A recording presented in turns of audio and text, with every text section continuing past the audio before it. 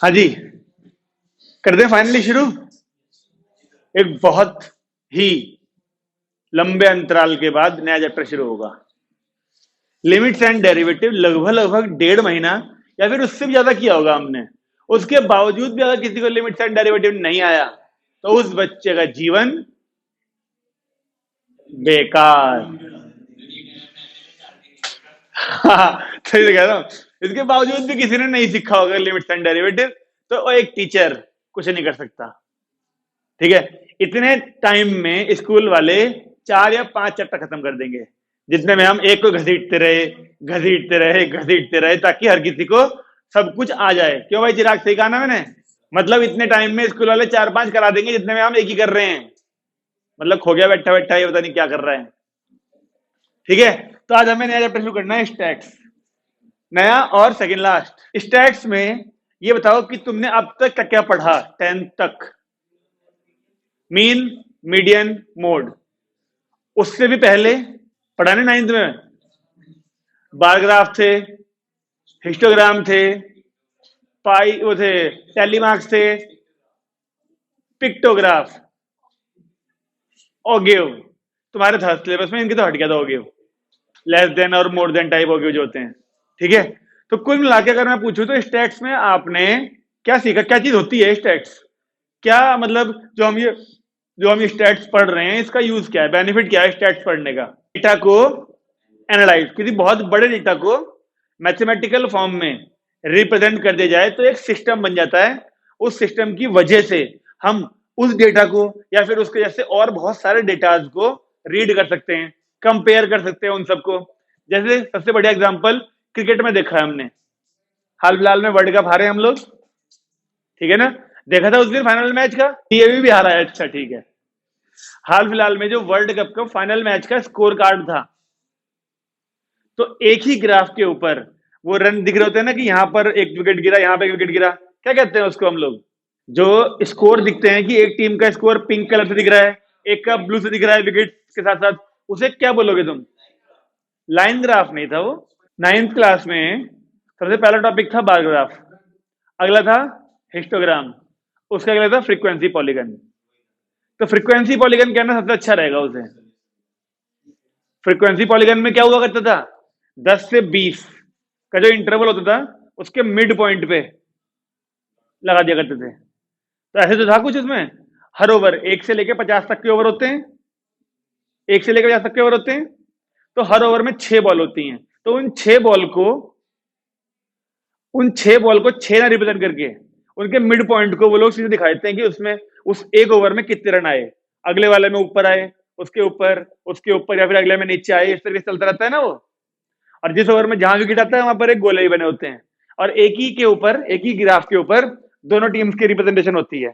तो हमने एक ही ग्राफ में दोनों टीम ने कौन से ओवर में कितने रन बनाए, कौन सा विकेट किस ओवर में गिरा, कितने विकेट कब कब गिरे, हम सारा रीड कर सकते हैं उस अकेले ग्राफ की मदद से। और जबकि अगर इन सारी चीजों को हम कॉपी पे लिखते, स्टैट्स की मदद ना लेते, तो क्या होता, हम बहुत सारे पेज भर देते और हमें सारी चीजें ढूंढनी पड़ती। फिर टीम 1 की स्कोर कार्ड दिखाओ, पहले ओवर में कितने रन आए थे, दूसरे में कितने आए, तीसरे में कितने, हम पेज पलटते पलटते थक जाते, और कंपैरिजन करना तो बहुत ही बड़ी बात थी। और उस छोटे से ग्राफ की मदद से हमने, अगर मैं आपको केवल एक वही ग्राफ दिखा दूं जिसमें दोनों टीम्स के रन दिख रहे थे, तो क्या आप पूरे मैच की समरी नहीं बता सकते? किस ओवर में कितने रन आए, किस ओवर में कितने विकेट गिरे, कौन जीता कौन हारा, किस ओवर में किसने ज्यादा रन बनाए, सब दिखता है ना, दिखता है उसके अंदर। तो ये है स्टैट्स की हेल्प। स्टैट्स की मदद से दो टीमों के 50 ओवर्स की जो प्रदर्शन था, यानी कि जो इनकी परफॉर्मेंस थी, हम बड़े आराम से शो कर पाए। ये है स्टैट्स। ऐसे ही फिर हमने 11th क्लास में, 10th क्लास में बल्कि, मीन मीडियन मोड पढ़े। मीन मीडियन मोड, मीन को हम लोग एवरेज भी कहते हैं। एवरेज क्या हुआ करता था, सभी नंबर्स का एवरेज। एवरेज इज सभी नंबर्स का एवरेज, बिल्कुल सही बात है, सबका सम upon total number of observation, है ना, इसको एवरेज बोलते थे। तो एवरेज वैसे क्या होता है, सारी ऑब्जर्वेशंस का एक तरह का सेंट्रल पॉइंट, उसको तो एवरेज बोलेंगे। सारी ऑब्जर्वेशंस का एवरेज। उस मीन को निकालने के 10th क्लास में कितने तरीके पढ़े थे ये बताओ? 3। पहला डायरेक्ट, अरे पहला डायरेक्ट था, और डायरेक्ट में क्या हुआ करता था? इस देखो जो मैं लिख रहा हूं ना, तीनों मीन के तीनों फॉर्मूले लिख रहा हूं मैं, इन तीनों का इस्तेमाल हम लोग करेंगे, ठीक है? तो अगर मीन की बात करें तो सबसे पहला था हमारा डायरेक्ट मेथड, और डायरेक्ट मेथड में जो एक्स बार होता था बताएंगे कैसे निकलता था? Summation f i x i upon summation f आई। आया कुछ याद?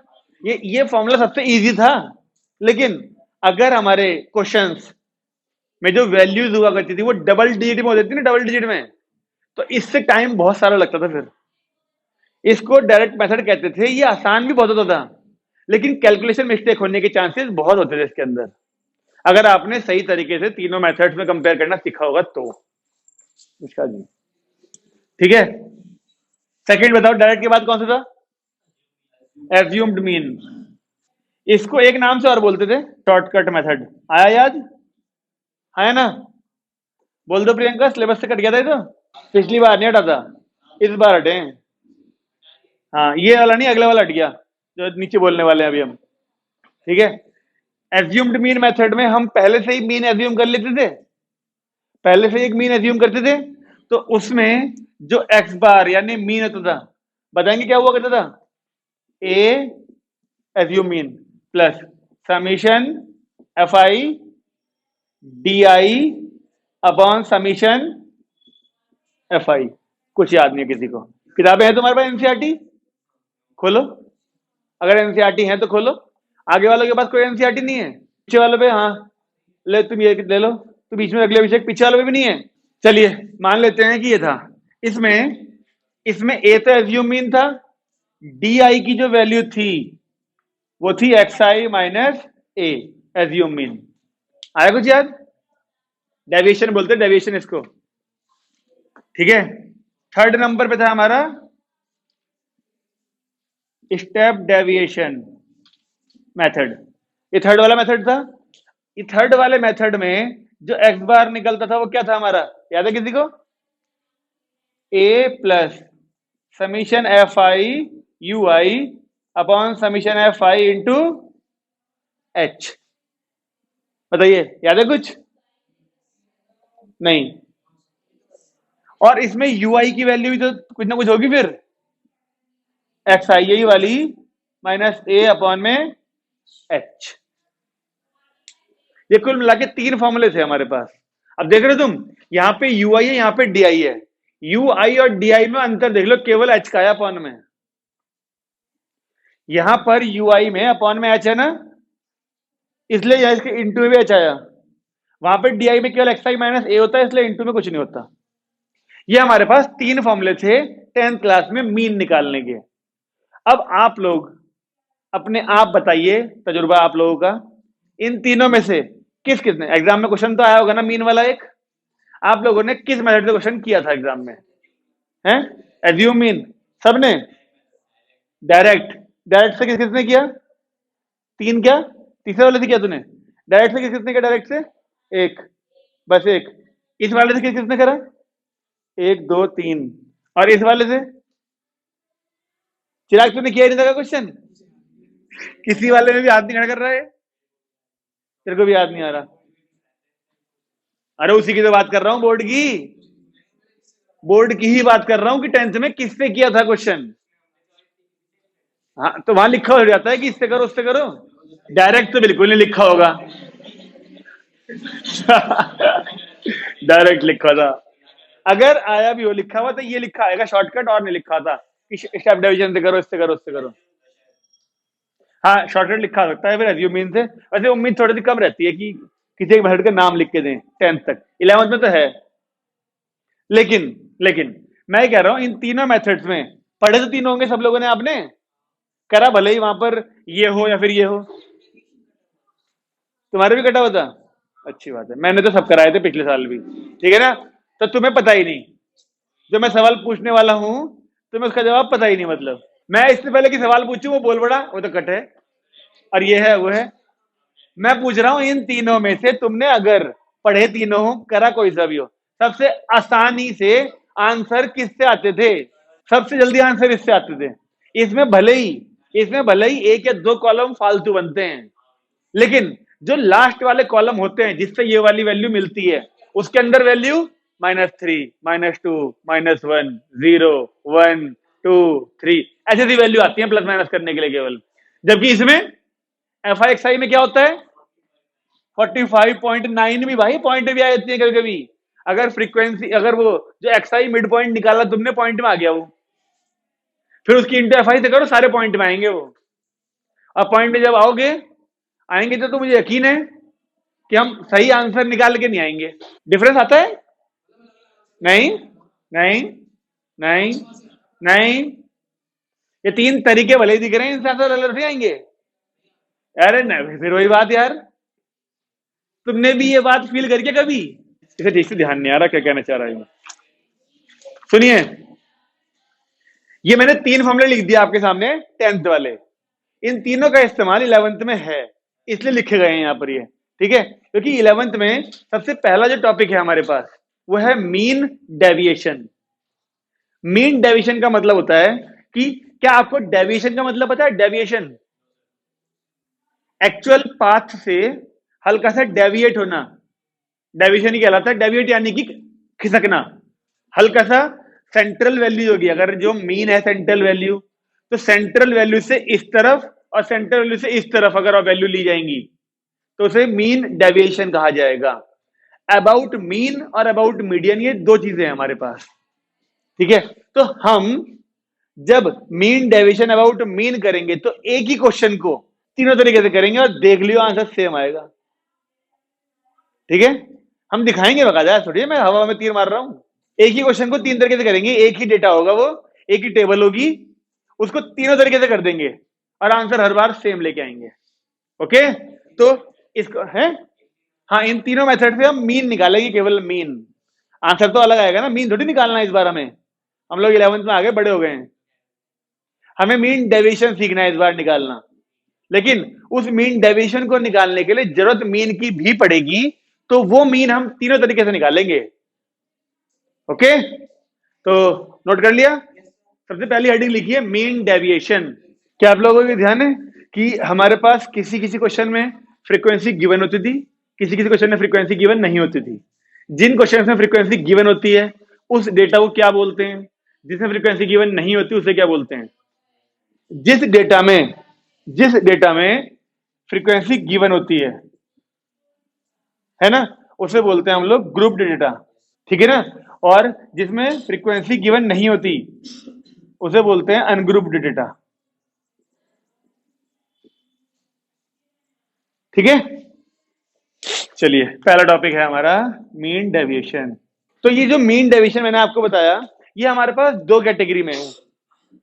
ये दो कैटेगरी में हमारे पास, अबाउट मीन और अबाउट मीडियन। यानी कि मैंने आपसे कहा सेंट्रल वैल्यू से जो भटकाव हमारा है, वो सेंट्रल वैल्यू एक बार मीन के रेस्पेक्ट में लेके चलेंगे, एक बार मीडियन के रेस्पेक्ट में लेके चलेंगे। तो पहला मीन डेविएशन जो है हम लोग पढ़ते हैं अबाउट मीन, ठीक है? अब इसमें दोनों केस आएंगे हमारे पास, जब फ्रीक्वेंसी होगी तब और जब फ्रीक्वेंसी नहीं होगी तब। फॉर्मूला एक ही होता है, छोटा सा अंतर हो जाता है उसके अंदर, बस ध्यान से समझना इस बात को। अगर मैं आपसे कहूं मीन डेविएशन अबाउट मीन, देखो ऐसे लिखा जाएगा, मीन डेविएशन यानी एमडी, अबाउट मीन के लिए ब्रैकेट में एक्स बार लिख दिया। अबाउट जब मीडियन आएगा तो यहाँ पे कैपिटल एम लिखेंगे, मीडियन का एम, ठीक है जी? तो फॉर्मूला हमारे पास है, देखिए मैं पहले लिख के दिखाता हूं तुम्हें बिना फ्रीक्वेंसी वाला, यानी इस वाले में कैसा दिखेगा formula. 1/n summation x i minus x bar. 1/n, n क्या होता है? Number of observation. कहीं भी फ्रीक्वेंसी तो नहीं है इसके अंदर, कहीं भी फ्रीक्वेंसी तो नहीं दिख रही इसके अंदर। मैंने ये लिखा है अनग्रुप्ड डेटा वाला केस। ग्रुप्ड डेटा यानी कि हमें फ्रीक्वेंसी गिवन होगी जब, उस केस में तो यहाँ पे कहीं ना कहीं तो एफ आई होता, ठीक है ना? समीशन निकालना है यानी कि एडिशन करना है x i minus x bar का। एक्स बार क्या हुआ? मीन। अगर इसी फॉर्मूले में मैं कहूं कि इस डेटा के लिए करें, ग्रुप डेटा के लिए, तो क्या अंतर आएगा? देखिए 1/n कि बदले नहीं। एन जो नंबर ऑफ ऑब्जर्वेशन है वो बन जाएगा कैपिटल एन। क्या किसी को पता है कैपिटल एन और स्मॉल एन में अंतर क्या होता है स्टैट्स के अंदर? कैपिटल एन फ्रीक्वेंसी का सम होता है, यस। जब जब जब जब फ्रीक्वेंसी गिवन होगी, पूरे स्टैट्स की बात कर रहा हूं, जब जब फ्रीक्वेंसी गिवन होगी तब तब जो स्मॉल एन होंगे ना बिना फ्रीक्वेंसी वाले फॉर्मूले में, वो किस में कन्वर्ट हो जाएंगे? कैपिटल एन में। और कैपिटल एन मतलब फ्रीक्वेंसी का सम। कैसे होगी सेम वैल्यू? ये नंबर ऑफ ऑब्जर्वेशन है, यहाँ अगर 10 ऑब्जर्वेशन थी तो यहाँ 10 आएगा, और इस वाले केस में उन 10 ऑब्जर्वेशन में जो फ्रीक्वेंसी होंगी सबकी, उन सबके सम को ये बोलेंगे। कोई ताल्लुक नहीं है इन दोनों का आपस में सिवाय बोलने के। ठीक है जी। तो क्या अंतर आएगा यहाँ पे देखिए, और समेशन के साथ में एक एफ आई आ जाएगा और बाकी सेम। अब इन दोनों में आप देख के अंदाजा लगा लीजिए कौन सा विद फ्रीक्वेंसी वाला फॉर्मूला है, कौन सा विदाउट फ्रीक्वेंसी वाला। चल रहा है पता? विद फ्रीक्वेंसी वाले में एफ आई दिख रहा है, विदाउट फ्रीक्वेंसी वाले में एफ आई जैसी चीज कोई है ही नहीं कहीं पर भी। ओके, तो क्या यहां पर मैं कॉमा लगा के एन इज इक्वल टू लिख दूं समीशन एफ आई, ताकि आपको पता रहे कि कैपिटल एन क्या है, कौन सी बला है मीन से। यस, हाँ, उन सब का भी एवरेज सम कर रहे हैं ना देख, और फिर डिवाइड भी कर रहे हैं इस वाले केस में देख। एक्स आई होता है हमारा डेटा, एक्स आई होता है हमारा डेटा। उस डेटा में से एक एक करके हम मीन को माइनस कर रहे हैं। मीन है हमारा इस वक्त सेंट्रल वैल्यू, ठीक है ना? तो उस डेटा में से मीन को माइनस कर रहे हैं और उन सारी ऑब्जर्वेशन का सम कर रहे हैं और डिवाइड कर रहे हैं एन से, यानी उन सबका हम क्या निकाल रहे हैं एक तरह से? Average, mean deviation about mean. यानी कि हमारा सेंट्रल पॉइंट से जो डेटा है वो कितना इधर और कितना इधर था। अब एक वैल्यू यहां तक चली गई मान लो सेंट्रल वैल्यू से, उसे कैसे करा जाएगा कैलकुलेट? तो इन्होंने क्या करा, इस वाली वैल्यू में से सेंट्रल को माइनस करा, तो ये गैप आ गया ना ये वाला, इस गैप को भी डिवाइड बाई 2 किया, तो एक वैल्यू तो ये आ गई, गैप डिवाइड बाई 2 आधा हो जाएगा इतना गैप। अगले वाली वैल्यू इस तरफ, फिर कोई इस तरफ, कोई इस तरफ, कोई इस तरफ, कोई इस तरफ, उन सबको प्लस करके बाई जितनी ऑब्जर्वेशन थी उसे डिवाइड कर दिया। इस तरीके से मीन डेविएशन को ढूंढने की कोशिश करी गई है। दो वैल्यू नहीं, जैसे मीन क्या होता है? मीन भाई अगर तुम्हें मीन पूछूं तो मीन भी क्या है? एक ऑब्जर्वेशन मान लो, जो बच्चों के मार्क्स हैं 100 में से मार्क्स निकाले हमने, और मान लो सबके जो हैं 60 से ऊपर हैं, लेकिन किसी के 62 हैं, किसी के 60 हैं, किसी के 95 हैं। अब एज ए होल अगर मुझे पूरी क्लास की परफॉर्मेंस चेक करनी हो तो मैं हर बच्चे से नंबर पूछता रहूंगा? क्या सोचो जरा तुम, क्या मैं हर बच्चे से नंबर पूछता रहूंगा कि हाँ भाई आप बताओ आप बताओ आप बताओ आप बताओ? कोई नया टीचर आया है, वो हर बच्चे के नंबर कैसे याद रखेगा? कोई नया टीचर स्कूल में आके हर बच्चे के नंबर याद नहीं रख सकता। वो क्या करेगा, सब बच्चों के नंबर जितने जितने रखे होंगे और divide by number of students, एक तरह से वो एवरेज निकाल लेगा उन सबका, यानी मीन निकाल लेगा उन सब मार्क्स का, और मीन निकाल के उसे एक आइडिया मिल जाएगा। मीन कोई एग्जैक्ट वैल्यू तो नहीं होती ना, मीन निकाल के एक आइडिया मिल जाएगा उसे। मान लो मीन पूरी क्लास का 78 आ गया, मान लो मीन 78 आ गया, अब उसे क्या आइडिया मिलेगा इससे बताओ? वो क्या एक जजमेंट बनाएगा, सबके आसपास हैं और सारे बच्चे पढ़ने में ठीक ठीक हैं। 75 में डिस्टिंक्शन होती है ना, 100 में 75 नंबर आए तो अच्छा होता है, और 75 के ऊपर बैठ रहा है एवरेज, यानी वो ये आइडिया लगाएगा कि मैक्सिमम बच्चों के नंबर 70 के ऊपर ही आ रहे हैं, यानी क्लास के साथ बहुत ज्यादा मेहनत करने की जरूरत नहीं है, अच्छे हैं बच्चे, एक रफ एस्टिमेट मिल जाता है ना। तो उसी तरीके से ये मीन डेविएशन है। मीन का इस्तेमाल हमने वैसे भी देखा है। मीन डेविएशन का इस्तेमाल कहां होता है ना? मीन डेविएशन का इस्तेमाल तुम्हें तब चलेगा पता जब हम 4th एक्सरसाइज में आएंगे, 4th यानी 3rd में, किसी एक में एप्लीकेशन वाले क्वेश्चन आएंगे हमारे पास। दो ग्रुप्स, दो कंपनीज के अलग अलग वर्कर्स की फैमिलीज, वो फैमिली कह रहा हूं सैलरीज दे रखी होंगी हमको, है ना? और फिर हम पता लगाएंगे किस कंपनी में कितना ज्यादा वेरिएशन है सैलरी में। वेरिएशन मतलब यानी कि देखो दो फैक्ट्री हैं, एक फैक्ट्री यदि ए, एक फैक्ट्री है बी, ठीक है? इसमें भी जो एम्प्लॉइज हैं 20 हैं, इसमें भी जो एम्प्लॉइज हैं 20 हैं काम करने वाले, लेकिन इसके अंदर हर तरह के एम्प्लॉय हैं, हर तरह के मतलब कुछ की सैलरी 10,000 वाले भी हैं, 10K 12K, ऐसे करते करते 50K वाले भी हैं इसके अंदर 20 में। जबकि इसके अंदर जो है ना मिनिमम सैलरी 35 के है और मैक्सिमम 40 के है बराबर ही, 20 यहाँ है 20 यहाँ है। तो अब बताओ किस फैक्ट्री में सैलरीज में ज्यादा वेरिएशन है? ज्यादा वेरिएशन का मतलब होता है इधर वाली रेंज और इधर वाली, यानी इस तरफ की वैल्यू और इस तरफ की वैल्यू, ये गैप दोनों के बीच में ज्यादा किसमें है? इस वाली में, इस वाली में। इसमें तो केवल 5,000 गैप है। हालांकि इस वाली कंपनी के जो एम्प्लॉयज हैं ज्यादा खुश होंगे, क्योंकि इनके अंदर एक तरह की ना वो फीलिंग नहीं आएगी ऊंच नीच वाली, सबकी सैलरी ऑलमोस्ट बराबर है। जबकि यहां पर ज्यादा वेरिएशन होने के चक्कर में मालिक नौकर और ऐसा फील ज्यादा होगा इस फैक्ट्री के अंदर। तो अभी ये सारे क्वेश्चन हम लोग करेंगे। तो ये सारा कुछ पता लगाने के लिए ना मीन डेविएशन की हेल्प लेनी पड़ती है हमको। चला पता मीन डेविएशन किस काम आने वाला है? दो ग्रुप्स में जो डेटा होगा उस डेटा में ज्यादा वेरिएशन किस वाले डेटा में है, ज्यादा मतलब छोटे से छोटी वैल्यू और बहुत ज्यादा बड़ी बड़ी वैल्यूज पता लगाने के लिए हमें मीन डेविएशन की जरूरत पड़ती है। ठीक है जी, ये क्वेश्चन करेंगे अभी हम।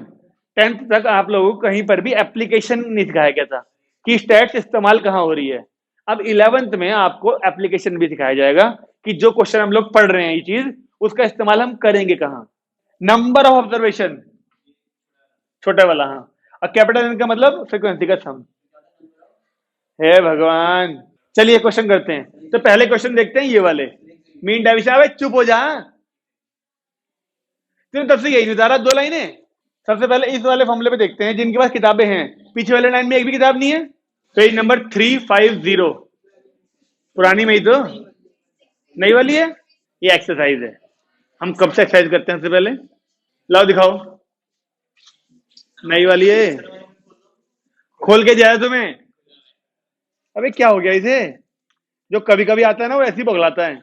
कॉपियां अपनी चालू रखो, पेन चालू रखो। सबका एग्जाम्पल नंबर 1 दिख रहा है, देखो लिखा है calculate the mean deviation about mean.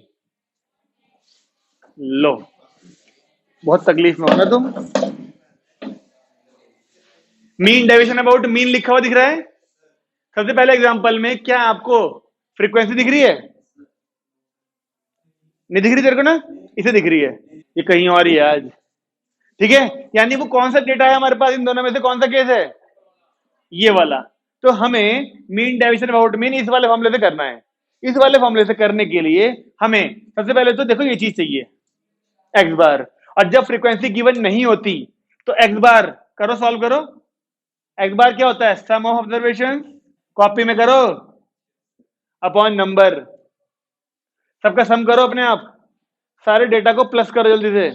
अभी पूरा मौका मिलेगा माइंड में करने का, पार्थ को पूरा मौका देंगे अभी, और सुंदर सुंदर क्वेश्चन आएंगे करने के लिए। फिर हम इससे पूछेंगे माइंड में कैलकुलेट करके बता जल्दी से कितना आ रहा है। जब अनसॉल्व क्वेश्चन होगा ना तब पूछेंगे इससे हम। सबको प्लस कर करा के सम कितना आया? सम पूरा 72, और ऑब्जर्वेशन है कितनी? 9 8। तो हमारा जो एक्स बार है वो 9 आ गया। अभी केवल मीन निकला है। क्या सब लोग सहमत हैं इस बात से? देखो अजय, एक्स बार, ये सॉरी एक्स बार आ गया, एक्स बार। अब हमें एक्स आई माइनस एक्स बार ढूंढना है। देखो यहां पर एक्स आई माइनस एक्स बार। अब देखिए कैसे कैसे करेंगे, यहां देखते रहिए। मैं अभी समीशन की, इसकी मोड की बात नहीं कर रहा हूं, मैं केवल एक्स आई माइनस एक्स बार की बात कर रहा हूं। एक्स आई कहते हैं हम ऑब्जर्वेशन को। अगर पहली ऑब्जर्वेशन की बात करें तो उसे x1 बोलेंगे। x1 बताओ पहली ऑब्जर्वेशन कितनी है? 6। उस 6 में से 9 को माइनस करना है, कितना आएगा? कॉमा। अगले वाली ऑब्जर्वेशन x2 कहलाएगी। x2 कितना है? 7 में से 9 को माइनस करो। इस तरीके से सारी ऑब्जर्वेशंस को माइनस कर करके हम यहां पे लिख देंगे।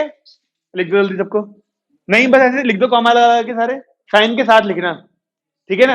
अब चेक करो, हमने जो वैल्यू लिखी है उसे एक्स आई माइनस एक्स बार कह रहे हैं, जबकि फॉर्मूले में जो वैल्यू होनी है वो x i minus x bar का मोड है। तो अगले वाली लाइन में लिख के दिखाइए x i minus x bar का मोड, और ये सारी वैल्यू क्या हो जाएंगी? अब प्लस की हो जाएंगी। जो यहां साइन के साथ लिखी थी वो सारी क्या हो जाएंगी? अब सहमत है सब लोग? तो ये चीज मिल चुकी, ये चीज अब देखो सब लोग यहां एक्स आई माइनस एक्स बार मिल गया हमको, उसके बाहर लिखा है क्या, summation. X i minus x बार जो मिले हैं हमें सारे, उन सबका मोड वाले, उनका सम, यानी इन सब का सम। अगर मैं यहां पर समीशन लगा दूं एक्स आई माइनस एक्स बार, तो अब आप ये 3 प्लस 2 प्लस सारी वैल्यूज कर दीजिए 22, इन सब का सम जो था वो 22 आ गया। क्या सब लोग सहमत हैं? X i minus x bar के मोड का सम 22 है। 21 आ रहा है तेरा? 22 आ रहा है, चेक कर 22, ये चीज आई 22। आपको तो जो मीन डेविएशन निकालने के लिए नंबर ऑफ ऑब्जर्वेशन डिवाइड भी करना है, तो बस अब यहां पर आप लिख दीजिए M D about X bar is equal to 1/n। Observation थी 8 इंटू में 22, कर दिए डिवाइड, कितना आ रहा है 2.75। बस इतना आसान क्वेश्चन है ये, mean deviation about median, sorry about mean. कुछ भी नहीं था इस क्वेश्चन में, तो इस क्वेश्चन में कुछ नहीं था। हमने मीन डेविएशन अबाउट मीन निकाला अनग्रुप्ड डेटा के लिए, यानी कि जब फ्रीक्वेंसी गिवन नहीं थी। बात समझ में आ रही है? जो अगला एग्जांपल आपको दिख रहा है, अगले एग्जांपल में देखिए फिर से मीन डेविएशन अबाउट मीन है या क्या है? क्या उसमें फ्रीक्वेंसी गिवन है? नहीं है। तो क्या वो क्वेश्चन सेम है इसकी तरह से? छोड़ दें, अपने आप कर लेंगे उसे। उसके अगला एग्जांपल देखिए, मीन डेविएशन अबाउट क्या है, मीडियन, उसे रहने दो अभी। अभी पहले मीन डेविएशन अबाउट मीन देखते हैं, ठीक है ना? उसका अगला एग्जांपल देखिए, आगे होगा यार, फ्रीक्वेंसी वाला यानी ग्रुप्ड डेटा वाला। तो बताओ अबाउट मीन है कि अबाउट मीडियन है? अबाउट मीन है, तो इसे करते हैं। एग्जांपल नंबर क्या है, 4 लिखिए। अब टेबल बनानी पड़ेगी फिर हमको। हाँ जी, तो क्योंकि अब हमें इस वाले फॉर्मूले का यूज करना पड़ेगा, तो जरा मुझे बताइए आपको एक्स आई कितना दिया? एक्स आई कितना है? 2 5 6 8 10 एंड 12। यहां तक वीडियो में दिख रहा होगा ना? इसके नीचे भी जगह होगी अभी तो, ठीक है। फ्रीक्वेंसी बोलिए। 2 8 10 7 8 5, ओके ठीक है जी। अभी हमने एक्स आई और एफ आई लिखा है। अब मुझे यहां पे देख के बताइए, सुन रहे हो? आपको अगर ये फॉर्मूला पता है तो इस फॉर्मूले के हिसाब से सबसे पहली चीज आप इन दोनों से क्या ढूंढेंगे? एक कह रहा है एक्स वाई, कुछ कह रहा है एक्स बार, कुछ कह रहा है एफ आई एक्स आई, और कुछ सम ऑफ फ्रीक्वेंसी। सबसे पहले देखो, जितनी चीजें ये गिवन है उसके हिसाब से हमें ये भी चाहिए होता है, यानी फ्रीक्वेंसी का सम करो। यहां पर जितनी चीजें अभी पता है उनके हिसाब से तो मीन ये सम निकल जाएगा ना। बताओ कितना है? 10 और 10 20 और 15, नहीं सॉरी 15 40, फ्रीक्वेंसी का सम। अब आती है बात इस मीन की। ये मीन निकालने के लिए हमारे पास 3 फॉर्मूले हैं जो थोड़ी देर पहले हमने पढ़े थे, ठीक है? तो आपके हिसाब से क्या एफ आई एक्स आई वाले से करूं? हाँ है जी, क्योंकि छोटी छोटी वैल्यूज हैं, जल्दी हो जाएगा उससे। तो अगला कॉलम बनेगा हमारा कौन सा? एफ आई एक्स आई वाला। लिख दीजिए 4 और ये 40 60 56 80 एंड 60। इसका सम भी चाहिए होता है ना हमें मीन के लिए, बताइए। मिलेगा मौका, सबको मिलेगा। जिस दिन अनसॉल्व क्वेश्चन करेंगे सबको मौका मिलेगा माइंड में करने का। अब फिर जो तुम्हारा, फिर जो माइंड छोड़ो, कॉपी में भी करने में गलत आया ना, फिर बताऊंगा। एफ आई एक्स आई इन्होंने ये बोला, ठीक है जी। एफ आई एक्स आई का सम 300 बोल रहे हैं ये लोग। अब आपकी कॉपी में यहां तो मत करना कुछ, नीचे मीन निकाल लो पहले। फॉर्मूले में मीन चाहिए हमें, और हमारे पास जगह इधर है, तो मैं यहां पर लिख रहा हूं mean summation f i x i upon summation of f i. बोलिए, summation of f i x i यानी इसका सम जो कि 300 है, अपॉन फ्रीक्वेंसी का सम जो कि 40 था। तो मीन आ गया हमारा, मान लेते हैं संचित की बात, गलत हुआ तो ये जिम्मेदार। एक्स बार आ गया हमारा, सब सहमत है यहां तक? तो तुमने कहा था कि सर इस फॉर्मूले में एक्स बार ढूंढ लेंगे, हमने ढूंढ लिया। अब बताओ एक्स बार के मिलते ही अगला कॉलम हमें क्या बनाना चाहिए? इस फॉर्मूले को देखो, एक्स बार मिल चुका है ये वाली चीज का, ठीक है ना। तो मोड के साथ बना दूं, x i minus x bar का मोड। आइए, एक्स आई ये वाली वैल्यूज है, देखिए क्यों भाई, एक्स आई ये वाली वैल्यूज है और वो रहा एक्स बार। तो जब दो में से आप 7.5 माइनस करोगे तो कितना आएगा, माइनस का 5.5 और उसका हो जाएगा मोड, यानी प्लस का 5.5। सब सहमत है?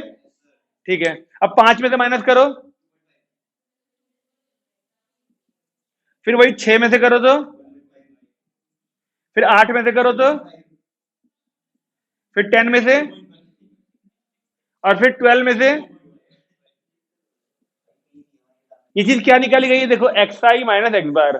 क्या इसी का समीशन चाहिए, चेक करो फॉर्मूले में, क्या इसी का समीशन चाहिए फॉर्मूले में, चेक करो। एफ आई भी था साथ में। तो एक अगला कॉलम फिर बनाइए जो कि रिप्रेजेंट करेगा f i x i minus x bar को।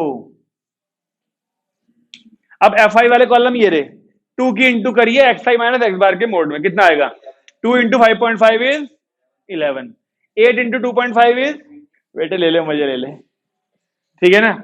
और फिर है 10 की इंटू करेंगे तो 15, 7 की करी तो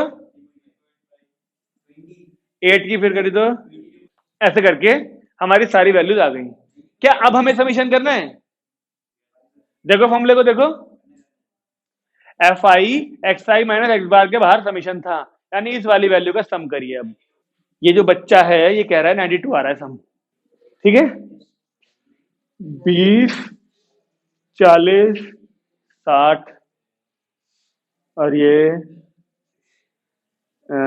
66 और ये 67। अरे कौन छूट गया, 1 2 3, अच्छा ये 2 है ना, ठीक है 92, ठीक है। अब फॉर्मूले के हिसाब से क्या करना पड़ेगा बताओ, इस पूरे का समीशन मिल गया, एन ये मिल ही रखा था, तो अब कोई और कॉलम बनाने की जरूरत नहीं है। अब हम निकाल सकते हैं mean deviation about median, sorry mean. Copy के नीचे जगह होगी ना, आप लोग नीचे करेंगे सारी चीजें, ठीक है। ये आएगा 92 अपॉन 40, कितना आ रहा है, ऐसे ही होता है भाई, ऐसे ही होता है। तो इस बार अच्छा, क्या यही वो क्वेश्चन है जो देखो पेज पे लटके अगले तरीके से भी कर रखा है इसने, अगले तरीके से मतलब जिसमें उसने मीन दूसरे तरीके से निकाल के दिखा रखा हो, नहीं ये नहीं है ना, आगे आएगा अभी, वो होगा इंटरवल वाला, जिसमें इंटरवल होते हैं। एक ही क्वेश्चन को 3 तरीके से दिखाएगा करके, बिना इंटरवल वाले में एज्यूम्ड मीन हाँ लग जाएगा इसमें, एच की जरूरत पड़ती है, एच की, एच होता है इंटरवल का गैप, वो तो क्लास इंटरवल में लगेगा, ठीक है। तो क्या हमने मीन डेविएशन अबाउट मीन सीखा, जब फ्रीक्वेंसी नहीं थी तब, जब फ्रीक्वेंसी थी तब। जब फ्रीक्वेंसी थी, इसकी भी 2 कैटेगरी हैं, एक जिसमें पहले से ही क्लास मार्क यानी मिड पॉइंट दे रखे होते हैं एक्स आई, और एक कौन से आएंगे अभी, जिसमें इंटरवल होंगे 10 से 20, 20 से 30, 30 से 40, 40 से 50। उसमें पहले हमें एक्स आई खुद ढूंढना पड़ता है, कैसे मिलता है, 10 plus 20 by 2, 20 plus 30 by 2, class mark mid point उसे कहते हैं ना, तो ये ढूंढ लेंगे हम, आगे का काम सेम। आई बात समझ में? लेकिन जरा आगे आए, एग्जाम्पल नंबर क्या है बताओ भाई, यही मीन डेविएशन अबाउट मीन का ही इंटरवल वाले क्वेश्चन का एग्जाम्पल नंबर बताओ क्या है, 6। एग्जाम्पल नंबर 6 ओपन करिए जरा एक बार, कर नहीं रहे हम लोग, लेकिन जरा ओपन करो क्योंकि पहले मुझे मिटाना पड़ेगा इसे। एग्जाम्पल नंबर 6 ओपन किया आपने, बताइए क्या एक्स आई गिवन है, नहीं, क्लास इंटरवल गिवन होगा और फ्रीक्वेंसी गिवन है। तो मुझे ये बताओ कि इस वाले कॉलम से जस्ट पहले एक कॉलम और बनेगा बस, क्लास इंटरवल वाला, तो उससे आप एक्स आई ढूंढ लोगे, फ्रीक्वेंसी दे रखी है। अगला वाला चाहे कॉलम इससे करो, इसने किससे कर रखा है देखो, पहले एफ आई बना रखा है, इसी से कर रखा है, अभी आगे मिलेंगे सारे। यार मुझे तो लग रहा है 11th में ही करा था इसने, यहाँ आगे है ना, देखिए सेम क्वेश्चन, और ये रहा, ये डीआई वाले से है ना, देख 10 आंसर, ये रहा 10 आंसर, एक तरीका। अच्छा ठीक है, इसी क्वेश्चन को इससे किया यहाँ पर स्टेप, नहीं ये तो फॉर्मूला लिखा है ना।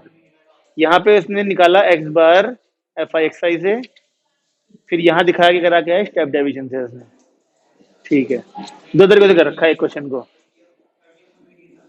हाँ भाई, ओए एग्जांपल नंबर 6 में क्लास इंटरवल से आप एक्स आई ढूंढ लेंगे। एग्जांपल नंबर 6 में देखो उसने इसी तरीके से कर रखा है, देख रहे हो।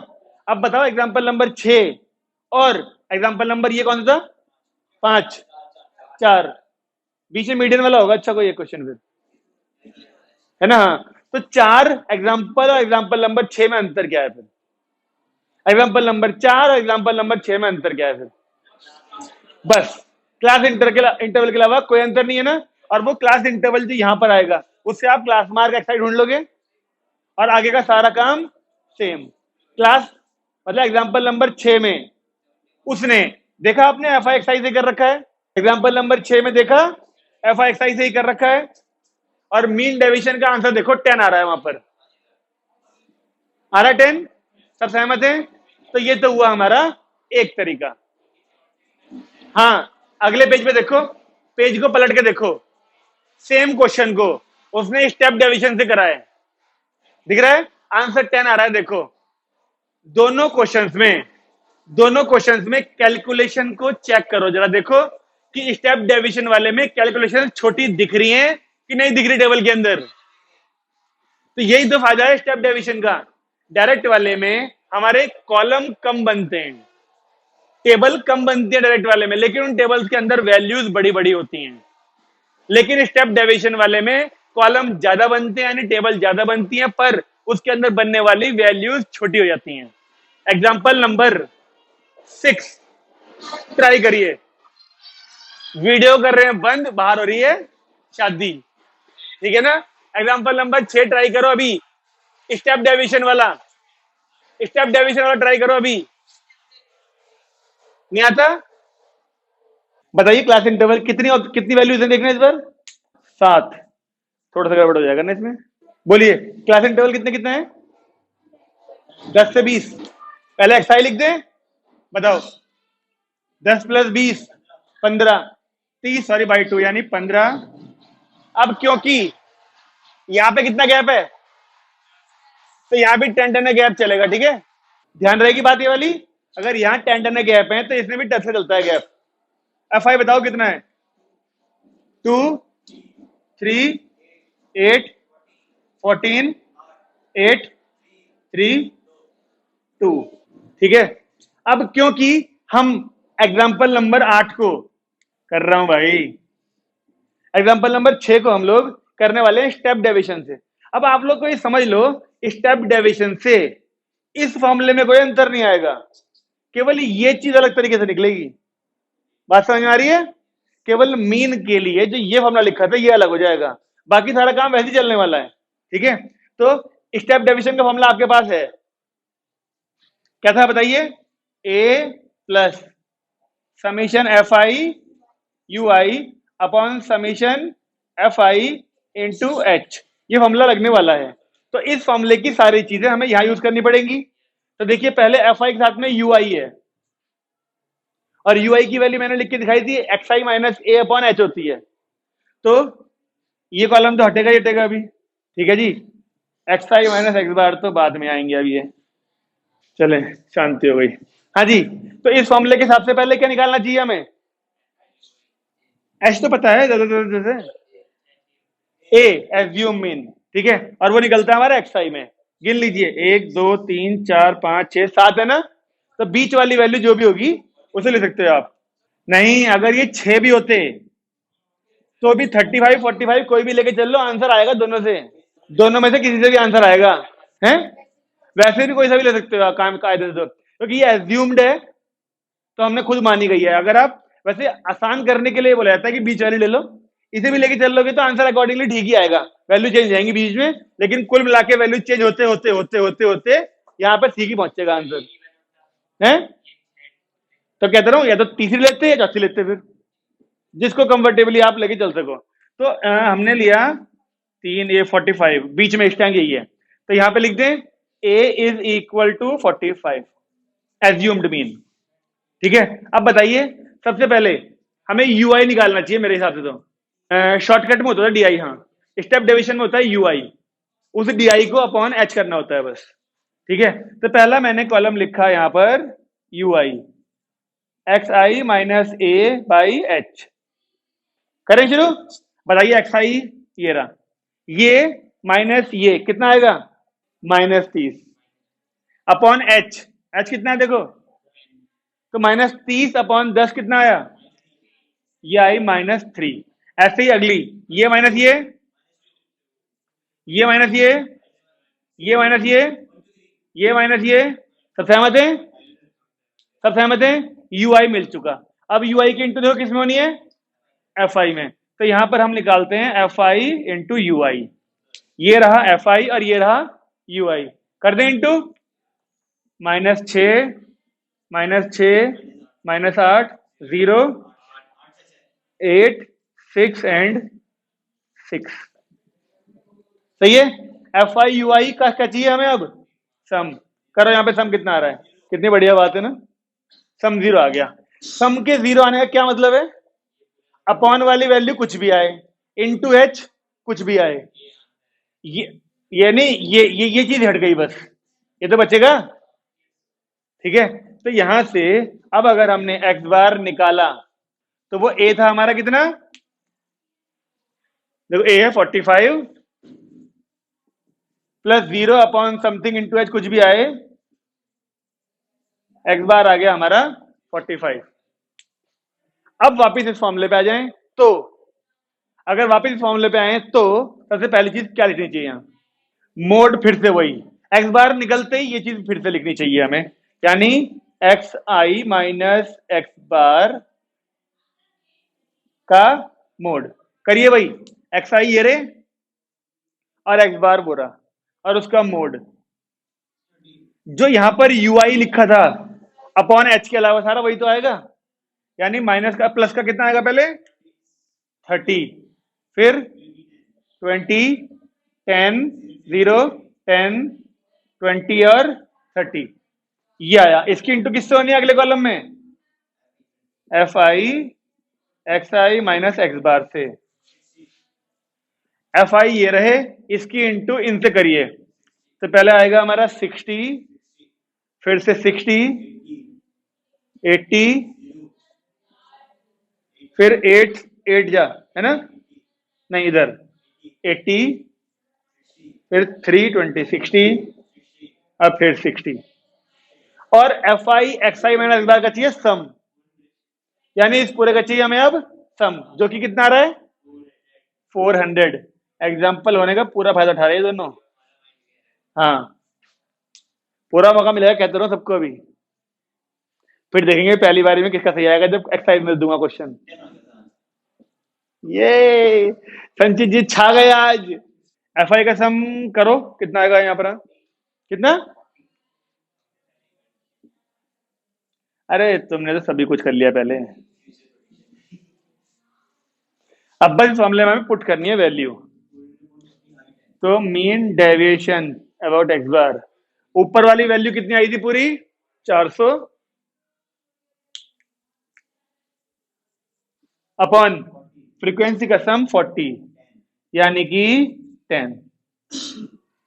अब तुम ये देख लो कि ये क्वेश्चन हमने स्टेप डेविएशन से करा, तो वैल्यूज ऐसी थी, लास्ट कॉलम तक भी वैल्यू ऐसी थी जिनके लिए आपको पेज पलट के मल्टीप्लाई कहीं करने की जरूरत नहीं पड़ी, सारी मल्टीप्लाई मुंह जबानी हुई कि नहीं हुई, और जब मल्टीप्लाई या फिर एडिशन मुंह जबानी किया जाता है तो गलत होने के चांसेस कम हो जाते हैं।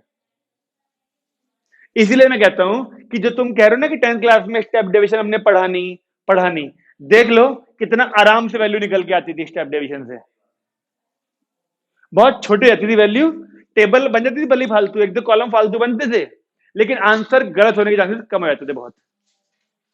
ओके, बात समझ आई सबको? तो क्या हम ये कह सकते हैं कि आज हमने mean deviation about mean without frequency वाला, यानी अनग्रुप्ड डेटा, उसके बाद ग्रुप्ड डेटा में भी दो केस थे, एक जिसमें एक्स आई पहले से गिवन था और एक जिसमें एक्स आई हमें ढूंढना पड़ा, यानी क्लास इंटरवल वाला, ये 3 तरह के क्वेश्चन हमने कर लिया आज। तो आपके लिए होमवर्क क्या है बताओ? एक्सरसाइज पहले वाली एक्सरसाइज के 10-12 क्वेश्चन होंगे उसमें। उन 10-12 क्वेश्चन में से आधे क्वेश्चन होंगे मीन डेविएशन अबाउट मीन वाले। मैं यूं खाली मैं कर लूंगा होमवर्क अकेला, खाली तो मैं यूं बस, मेरे एग्जाम नहीं है।